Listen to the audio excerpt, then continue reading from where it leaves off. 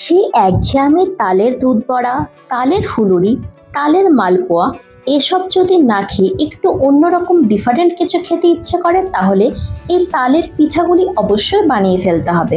বানানো একদম ইজি এবং খেতেও হয় দারুণ সুস্বাদু এবং ভেতর থেকে এতটাই সফট এবং জুসি যা মুখে দিলে একদম মিলিয়ে যাবে।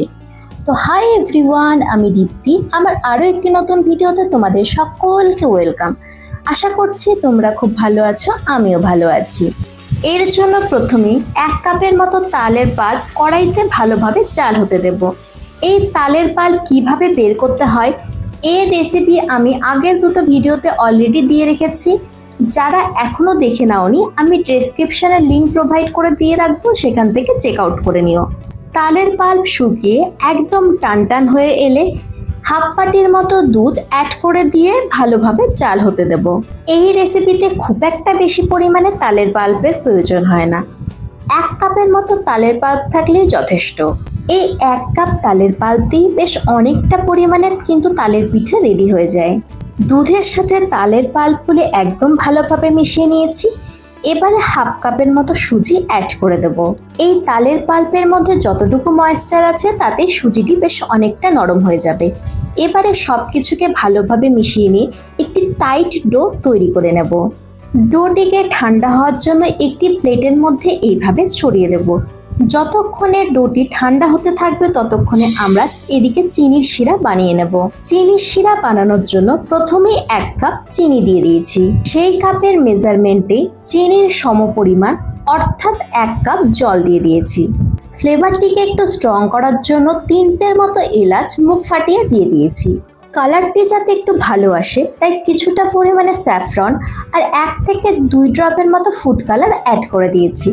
তোমরা চাইলে স্কিপ করে দিতে পারো, এতে টেস্টের কোনো হেরফের হবে না।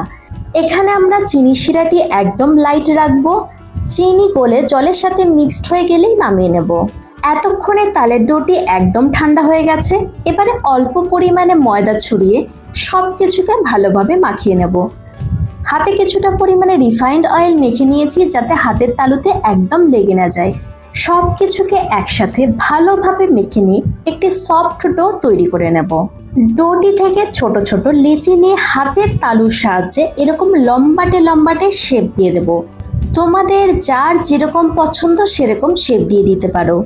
তবে এরকম লম্বাটে লম্বাটে সরু সরু ঠিক শিমুর মতো শেপ দেওয়ার ফলে এগুলিকে যখন রসে ছেড়ে দেওয়া হয় খুব সুন্দরভাবে রস টেনে নেয় আর বেশ অনেকটাই ফুলে ওঠে।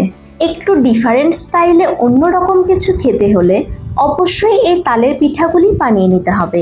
এদিকে আমার সবকটি পিঠাই রেডি করা একদম হয়ে গেছে। এবার এগুলিকে গরম তেলে উল্টে পাল্টে ভেজে তুলে নেব।